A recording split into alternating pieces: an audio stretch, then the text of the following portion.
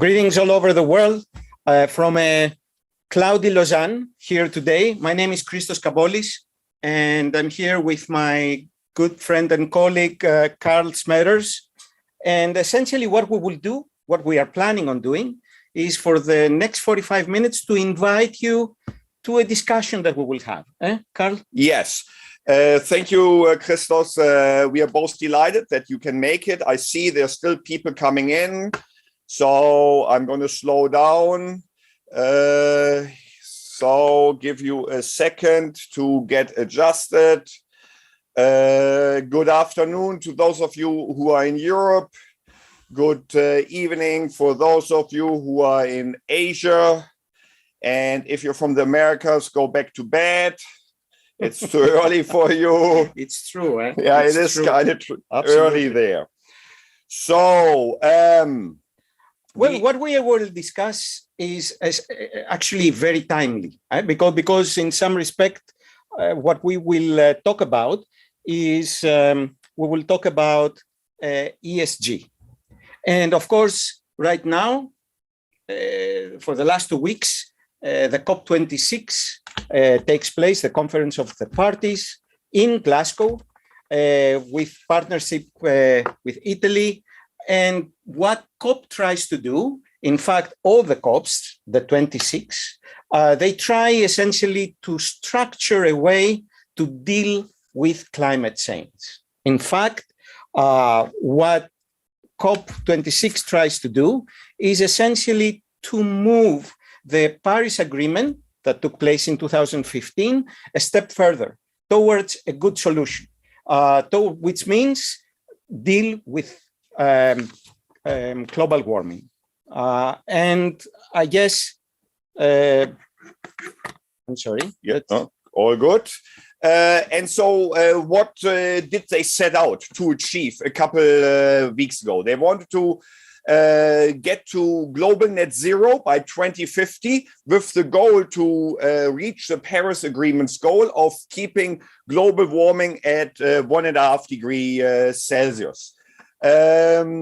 Next, oh, my clicker stopped working. Well, let's see. Let's see.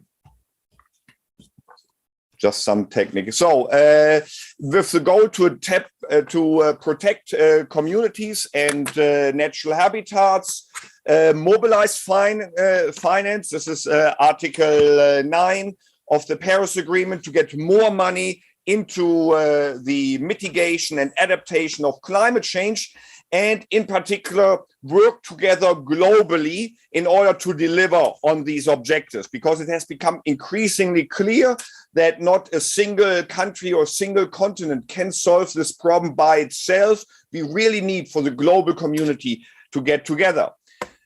And this is great, and these are fantastic goals. Let's see how our audience feels. Let's have a poll. What do you expect the outcome of COP26 to be? And let us tell you a little bit of how this works. Please follow the link on the top of the slide. You will enter an area where essentially it will ask for a name. This is only for keeping track of your answers. It will be anonymous. You can put an initial, you can put a fictitious name, whatever you want, and then give us the answer of what you think the outcome of COP26 will be. Is it going to be an ambitious plan, but also feasible? Is it going to be small steps? Antonio Guterres yesterday said that the goal is actually on life support. And Greta Thunberg last week said that the conference is just a public relations event and nothing happens. Thank you very much, Eric, for putting the link into the chat. Awesome. You are our honorary teaching assistant and research assistant today. And now just put in Mickey Mouse and go and start answering. Ladies and gentlemen, come on, 2 answers. We can do better here. We have more than 150 people. So here we go. Greta is winning. Greta is in the race. Is someone disagreeing? Greta is still in the front. The horses are turning the curve. We are on so ladies and gentlemen, don't be shy. And again, we have no idea who you are, even if you put in your real name. Ladies and gentlemen, and we are going down the finish line here. 10 more seconds. And again, for those of you who are just coming in, Eric, put the link into the chat. Go there, call yourself Pluto, and here we go. And Greta is not winning anymore. The optimists are coming in. We're going to make 2 degrees. We do not see the link. Johannes, the link is at the very top of the slide. Maybe yours is cut off. Erkan, thanks for repeating the link. Okay, then we give you another minute. So, ladies and gentlemen, Eric and Erkan put the link into the chat, I believe. And please keep the link in your hands, because we will ask you many other questions as well. And I think we should stop, no? Yeah, okay. So we see here that I saw some depressing comments in the chat just now. We still have slight movements here, but I think we can indeed we close it. So we see the optimists that there will be small steps will be agreed upon, are leading, but we also see that actually today the coalition of Antonio and Greta almost has 50% here. So it's unclear. The people are still negotiating. It looks like they will go into overtime, into Saturday, perhaps even in Sunday, because they have difficult decisions to be made. Now, thank you all for participating. We're going to have a couple more of these polls coming up. Next, let's look at some hard effects, Christos. Yes, indeed. No matter what the outcome of this is, there are certain things which we know they hold. And essentially, this is a very, very nice graph of the emissions per capita starting in the mid-18th century. So we have to correct the title, I think. Yeah, we have to do that. But more importantly, let me show you this, which is actually the average temperature of the surface of the Earth, land and sea, which you see that until 1960s, we were close to zero. And then all of a sudden, we see a tremendous increase, geometric increase.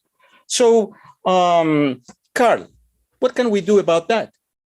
Yes, let's talk about now the answer that we have seen. Also, everyone talks about ESG. We have learned that it's important for us to define these topics in classes here. So quickly, the definitions. The E stands for environmental considerations, climate change mitigation, meaning reducing emissions, and adaptation. Let's just acknowledge that there will be climate change and we need to deal with it. We have to adapt our world to a changing climate. S for social, the concern about issues about poverty, inequality, labor relations, and so on. And then, of course, governance. Governance of public institutions such as governments, central banks, private institutions, the companies we are working with. So this is a definition from the European Union. And for those of you who want to read more about it, please follow the link. And I think this is great. I mean, because it places a framework within which it specifies the areas where the actions need to be taken. And we can move forward by keeping these things into consideration. No, you are right. On the surface, this sounds good. But now let's be honest here. Namely that link falling asleep. So let's look here. Let's be serious about it. And I saw already, I think Asset Plus said this. The companies are holding us back. Why? Doing something social, doing something for the environment always increases the cost, Christos, and higher cost means lower profits. So with the fiduciary duty that the C-suite has, they will say, thank you. Now I need to maximize profits, Christos. Okay. So nothing will happen. No. Just as Asset Plus said, nothing will happen, Christos. I'll grant you this. I'll grant you that costs go up. And actually, you said something which I totally agree. We have to be honest. So we have actually to repeat that. And when costs go up, profits at the current time go down. Thank you. But I totally agree. Yet, this is not the first time that happens. And we have several occasions throughout the history where cost increases. Yet, what do we see? We see that we have innovation. We have innovation. We have innovation. And in fact, right now, we have this amazing capacity, which becomes more cheaply provided nowadays, where essentially we can transform the power of the sunlight into electricity. In fact, we can do that with the wind power as well. And if I can push a little bit further, let me show you, since we are speaking about data, this is the share of primary energy from renewable sources in 2019. There are places where tremendous share of the electricity actually is provided through all these renewable sources. But it's not enough. We see the dark green spots are far and few between. I believe innovation just doesn't happen by itself. A lot of the innovation that you described, there were subsidies, there were incentives given. You need the right talent. Do we have the talent? Do we as humanity have the know-how to push this innovation even further? I believe we need to see way more incentives given to companies to do innovation. I'll grant you that. In fact, let's go back to the audience and try to find out in the link that has already been posted by our two fantastic participants. Let's see whether incentives can indeed affect human behavior. What are your thoughts? We can see some skeptics here, eh? Yeah, but yes. Nine. Wow, this is a landslide. I didn't expect that. Well, because the people who all vote yes, huh? I mean, right now, probably. Yeah. They listen to incentives. Yeah. Listen to incentives. So what are you saying about that in a minute? I'm curious to hear your answer, my dear friend. You know that I will totally agree, huh? I will totally agree with that. Yes. Let's give a few seconds and let's stop. Anna Toledo says incentives is the only way to create change. Thank you. You told her, you paid her to say that. Probably, yes. Yeah. But I'm not. Yazan is more critical, yeah, says not necessarily in the long run. Okay. Let's go back to what we were discussing before. And let's say, I totally agree, we need incentives. In fact, incentives do have an effect. The issue is to find the best way to bring the effect that you want out of the incentive. Show us some details, not some blah blah. Show us some details. So when we're talking about incentives, essentially we're talking about regulation. You agree with that? We're talking about subsidies. And in this particular situation, we have a number of different things. In fact, when we were discussing, you mentioned environmentally sensitive machinery in Italy, if I remember correctly, right? Yes. Where refrigerators are being subsidized. Yes. And we all may be promoters of electric and hybrid cars precisely because of the incentives. We have taxes where we try to actually decrease the production of a bad thing. And we have quotas where we try, for instance, the emissions permits, where we try to put a cap and allow entities to trade these emission permits in order to find the optimum solution. This, I think, is excellent. I have to agree with you. Christina just said we need to feel pain. I would say the regulation on taxes and quotas, Christina, is pain. Companies don't like to pay carbon taxes. Consumers don't want to pay carbon taxes. They also don't like to trade and pay for costly permits. Subsidies is sort of an incentive, a positive incentive, while taxes and quotas are more negative incentives. While I agree with Christoph that these are all great ideas, here's a problem. Very powerful players, large companies are fighting regulation. They don't want to regulation. That's the problem. Look at this shocking statistic. BP, Shell, ExxonMobil, Chevron, and Total in 2019, that's only 2 years ago, spent more than $200 million on climate lobbying to delay, to control, or block policies. So the issue is, how do we overcome so much negative lobbying? And we see this in the United States, where these companies buy off politicians so that then even a president like Obama or Biden cannot get through green policy. And it's even worse. Not only do the big companies lobby against regulation, they know climate change is real. Homework for all of you.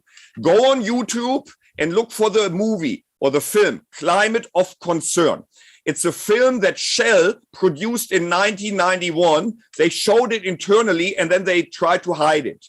In this movie, they admit that there is global warming as a result of burning fossil fuels. The economic model they had at the time, if you look at this forecast, is considered by scientists to be very good. Already in 1991, 30 years ago, they had a great model and they knew where they were going. At the same time, they were bad on G. And so they were trying to fight this. And here we now see, Christos, there is the E, but also the G. And the world champion in this, as someone also highly recommended, is this book, Merchants of Doubt.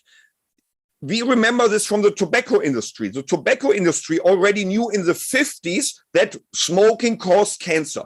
They were fighting it. They're creating doubt. Oh, we are not sure. Oh, maybe yes, maybe no. And the same is happening to this day in global warming. And that's, I love your idea of regulation. We need more of it, but very powerful entities are undermining the democratic processes. That's why I'm depressed. I totally agree with you. And I'm as frustrated as you are reading all these accounts and going through specific data, because we're talking about real data here.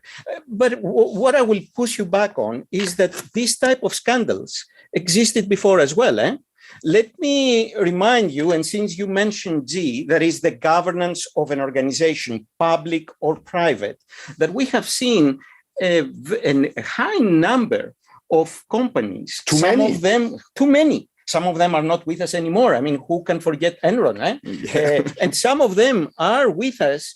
And speaking about environment, Volkswagen, I think, comes immediately in mind, where they essentially created the appropriate mechanism to provide a wrong data to the regulator, to the regulators. And you can go down the line. I'm not going to say all the story. Yes? Kobelco in Japan, Samsung in Korea, Theranos is the most recent one, and in the banking sector as well.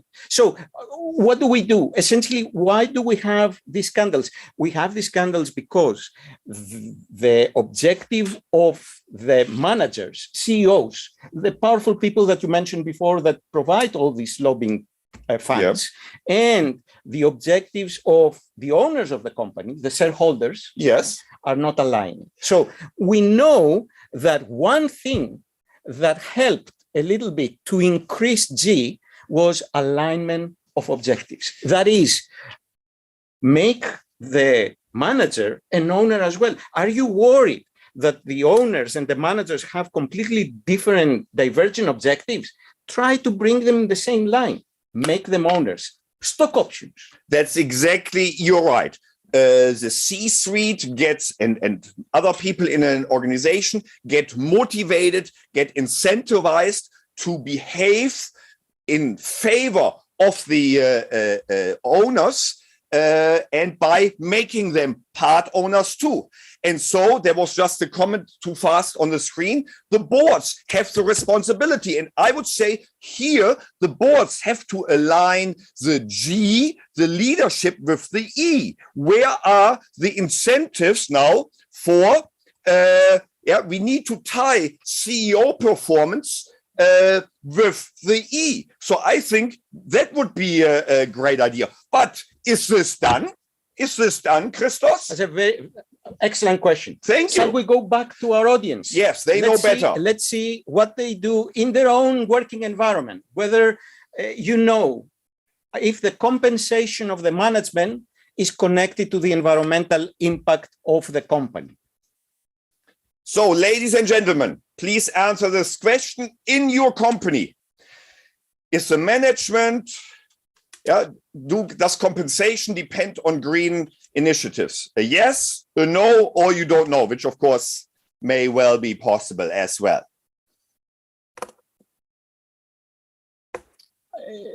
It is not, but it should be. Yeah, Anna. It's absolutely correct. Yeah, Alberto, shareholders don't want to compensate because they will lose.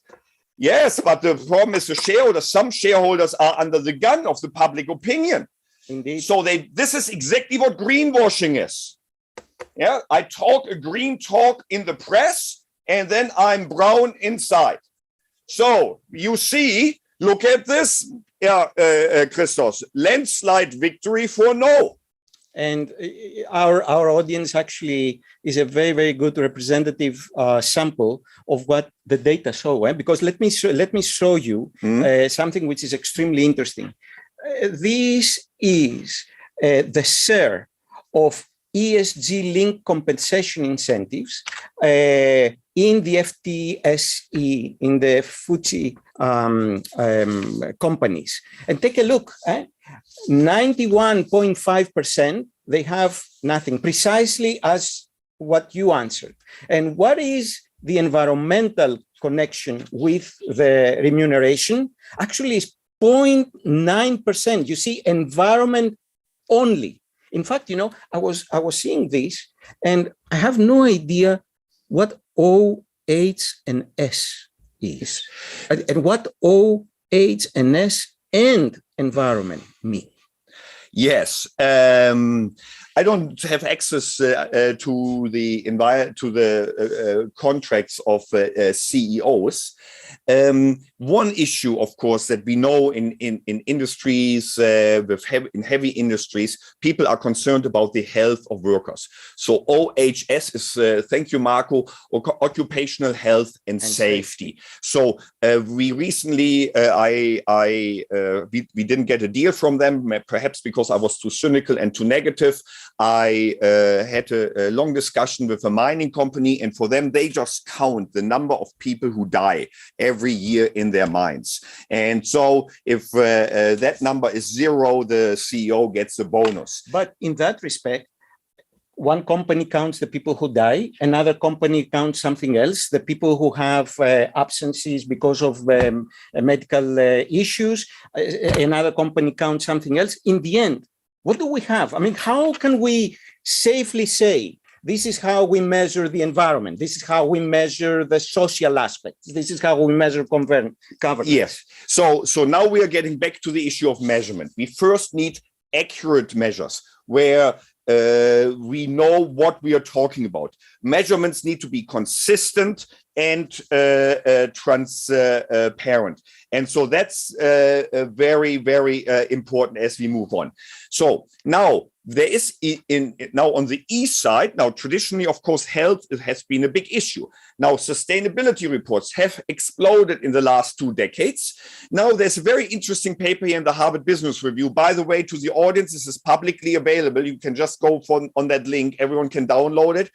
And so the author is a former chief operating officer of Timberland, a shoe company in the United States. And he makes now the point that there's a lot of overselling of sustainability reporting. People thought, let's report and that's good enough. And he has this nice or nasty or interesting term, greenwashing.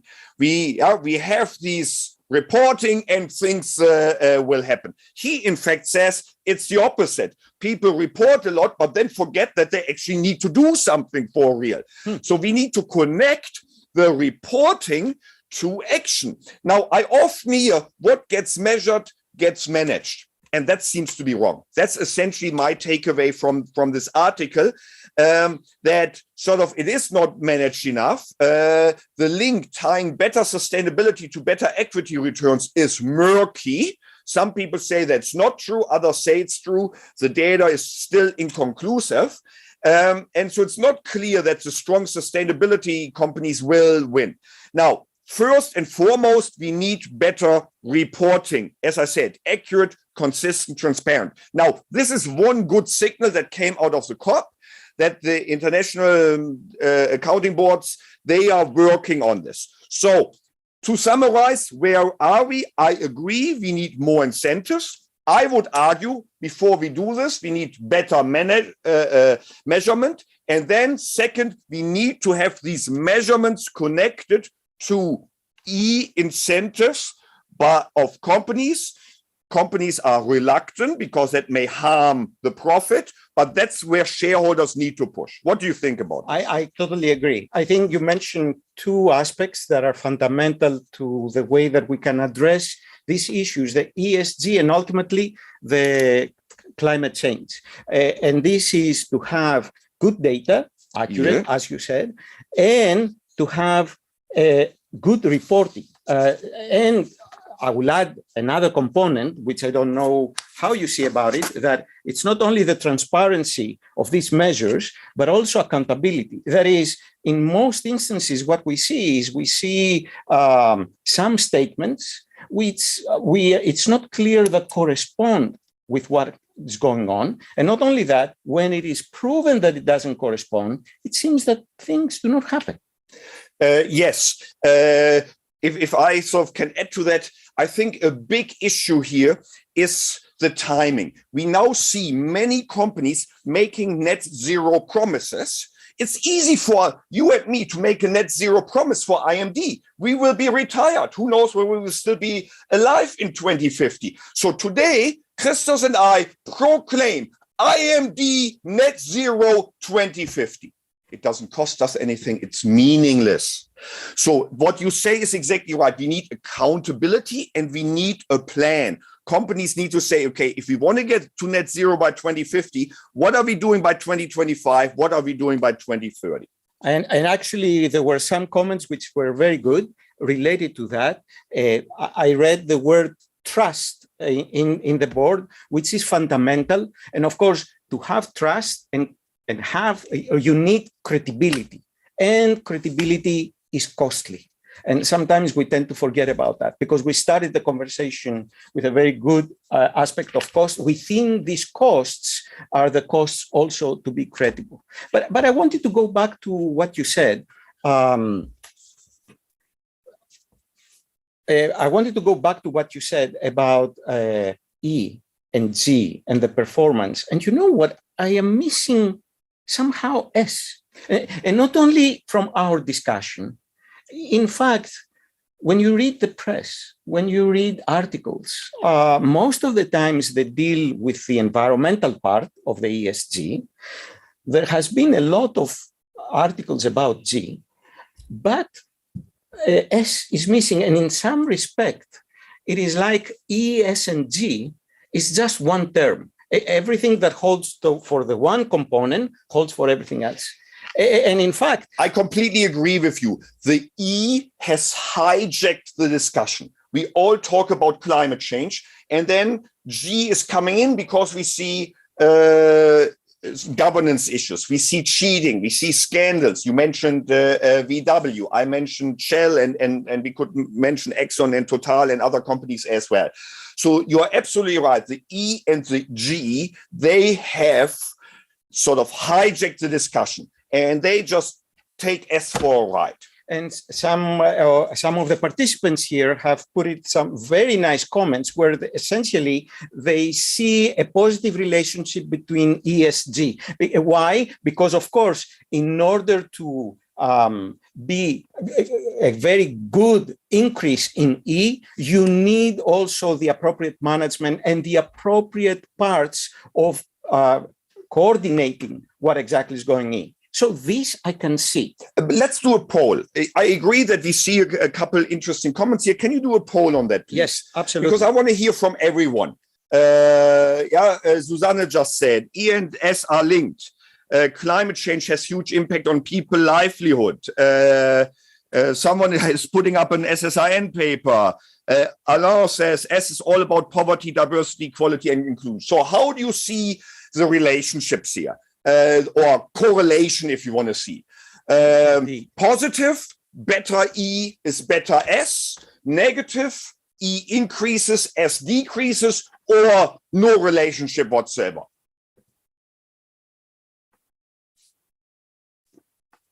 This is very interesting. I would love to see what the answers of our participants. So a lot of people see a positive relationship. Better E, better S.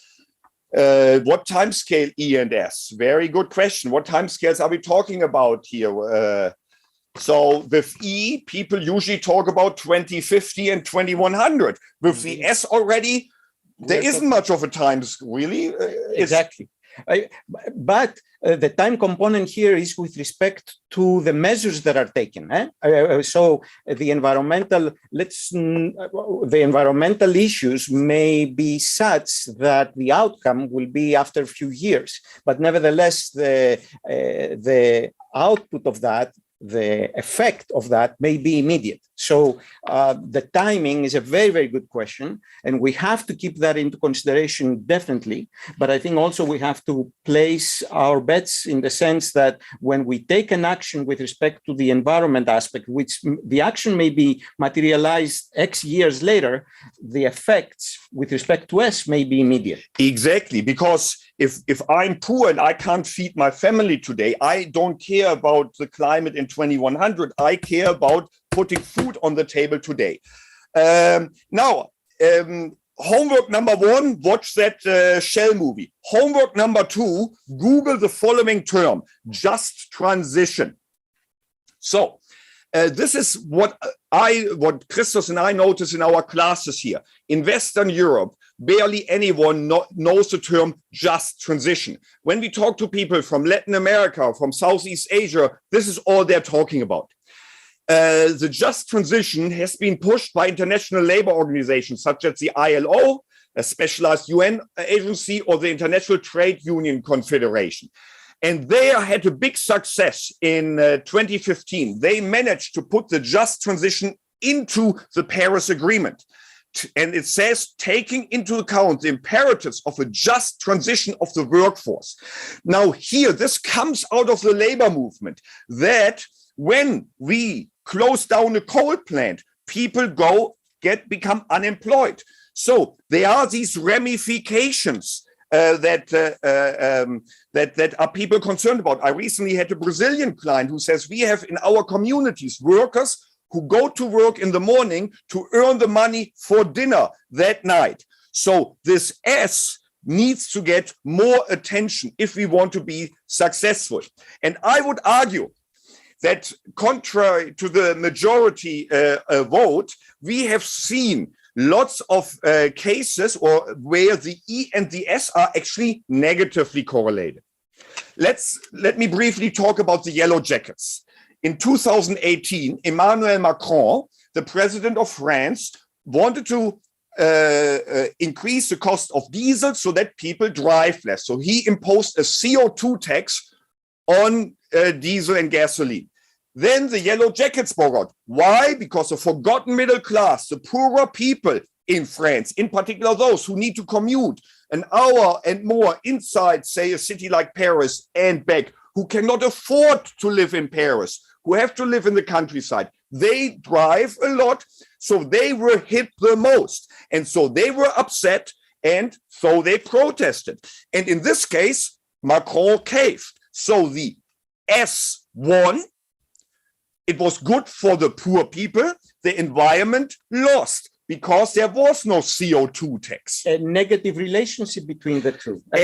And this is within one country, France. And we have seen something similar within one country in United States during the 70s, when there were the laws of subsidizing cars with more the higher ability of burning lower gas, and therefore most companies, because consumers wanted, went to the they were not subsidized, I'm sorry, they were taxing the cars that were emitting a lot, and essentially they left the area of light trucks, the SUVs, untouched. So what did we see? From a share of the market close to 5%, right now is almost 50% of the market with SUVs. Unintended consequences, because we don't see the big picture. We don't include S into the account. Yes. And so let's go back to one of your statistics that you love so much. We see here that the United States has done a great progress in reducing the per capita emissions. Now, of course, how did that happen? Outsourcing of manufacturing, thank you, Christos, outsourcing of manufacturing via NAFTA to Mexico, and then, of course, China. So a lot of those emissions were outsourced elsewhere. United States looked good. So on an E, the United States is improving. However, it came at a drastic cost. So here's a fascinating studies by Anne Case and Angus Deaton. They are a married couple. Mr. Deaton won the Nobel Prize in Economics in 2015. And they have this book, Death and Despair, where they look at the American working class, the people who used to be in industry and manufacturing, those that lost their jobs. And they document in their book and in papers, there's a brand new paper in a famous science journal, that white Americans without a bachelor degree have a decreasing life expectancy. Think about this.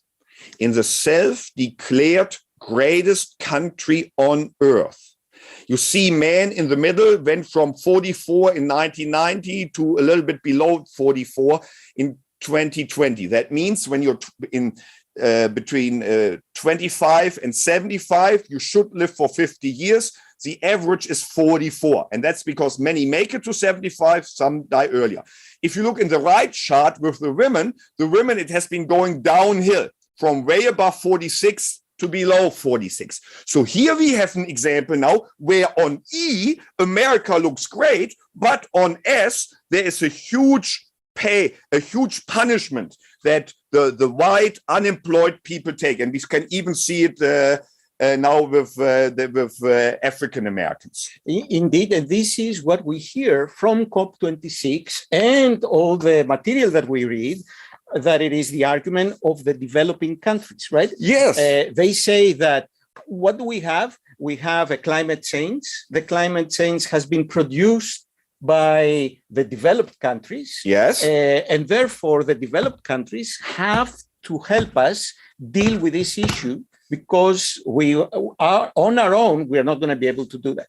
Here we have an article from last week where essentially Africa wants 1 trillion annual climate finance. By the way, I just remind everybody that in the Paris Agreement, the thought was that the developed countries will provide 100 billion per year by 2020 to developing countries in order to address the issues of climate change.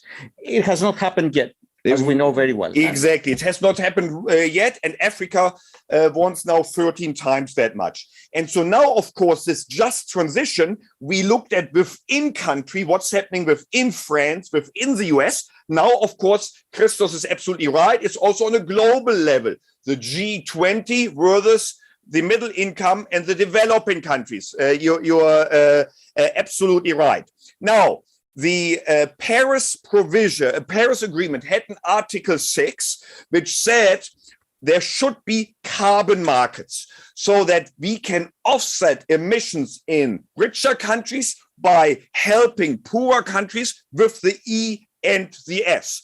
Sadly, 6 years later, the details have not worked out because countries can't agree. So what some countries have done, they have done it on a bilateral agreement. As people living in Switzerland, even though we are not Swiss, we are proud to say that Switzerland was the very first country to sign such a treaty. It was a treaty between Switzerland and Peru. So that was the first such a treaty. But this is very positive, huh? I mean, we need more of that. I agree. We need more of that. And let me just give you one example. Late last year, it's pretty much a year ago now, Switzerland. This is the first treaty with a country in Africa where Switzerland signed an agreement with Ghana. So Swiss money is now supposed to go to Ghana, help with the E and the S, the development, because of course Ghana wants to develop. Ghana says, we want to be rich like Switzerland. We can't say, no, you can't do this because it means emitting. So we want to help them with the development, with the S, but also with a green E. So far we said that E and S may have negative relationship. Correct. And we gave the example in France, we gave the cross-border example, but now we say that, actually E and S can have a positive relationship as well.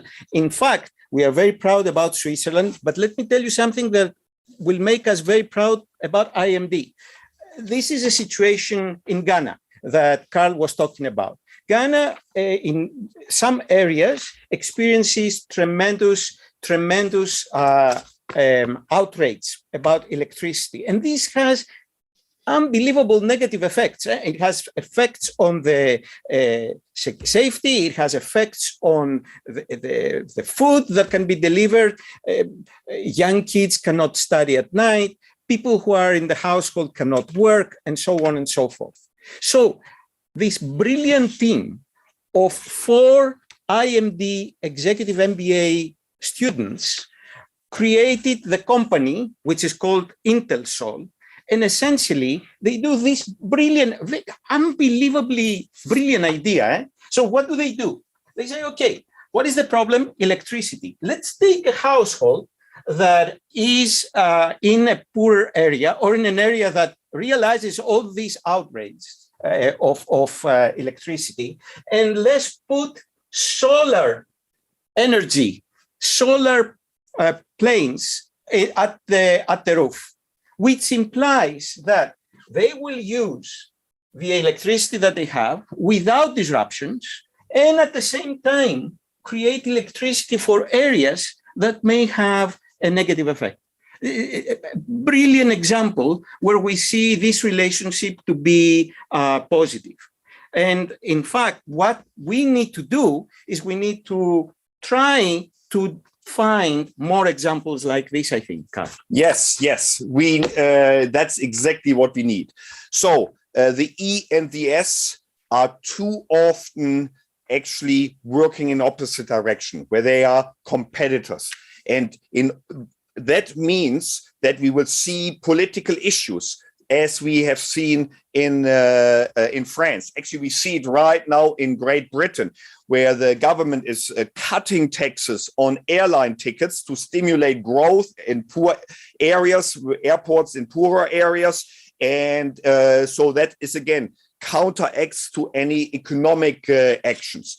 So that's what we need. We need the just transition, because if we don't get all stakeholders involved, and that means the poorest people in our societies, in particular in the democracies where they can vote, we will not get anywhere. We need the just transition, and we need to align E and S. Absolutely right. And you know, I noticed the clock here, and I think that our time is almost done. And I would like to basically try to summarize what exactly we have done. And I'm very, very sorry, because there are some brilliant comments and brilliant questions that I don't know whether we'll have time to solve. But please, if there is a question that you have or a comment, do send us an email. We will be delighted to receive and to answer if we can. So what have we learned, Karl? First of all, let's not kid ourselves.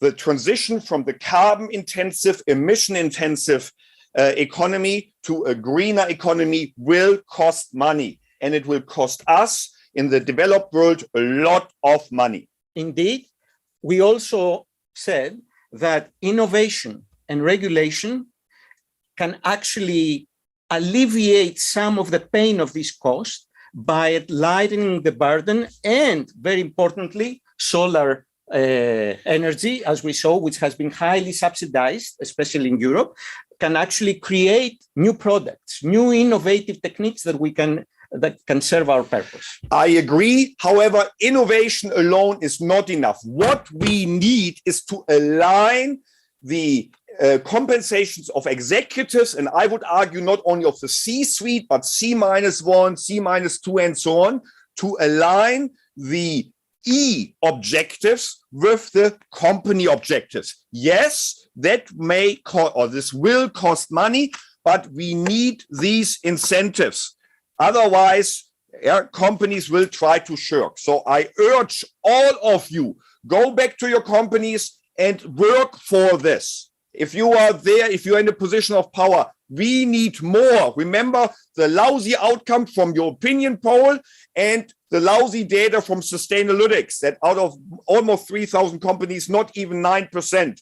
And mostly, as you pointed out correctly, it's safety standards. It's not the E. Exactly. And speaking about that, of course, we pointed out that societal issues are extremely important.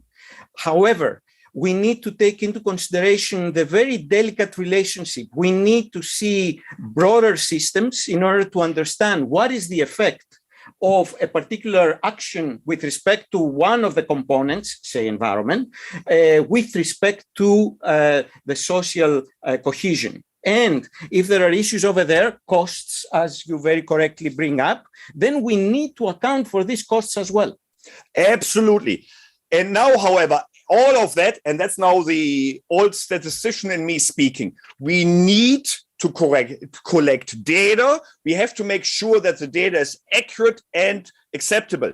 And so this is a huge problem. There is work that has been done, but we need way more work on this. Namely, we see now these measurements of scope 1, scope 2, and scope 3 emissions. The scope 3 emissions are particularly important.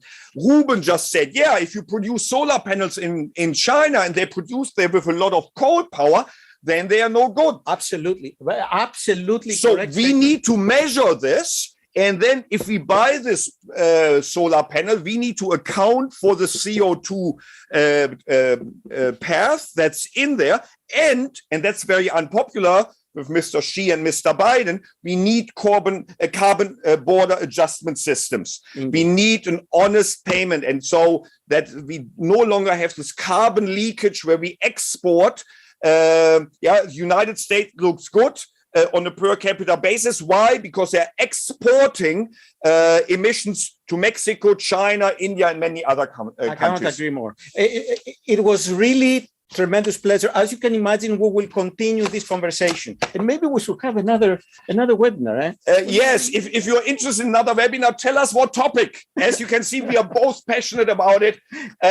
It's not always as friendly as we were here on stage when we really argue, and that was sort of the impetus for this. So thank you for all your comments. Shoot us emails. And thank you, Christos. Thank you, Karl, very much. Yes, I enjoyed that immensely. Everyone, have a nice weekend.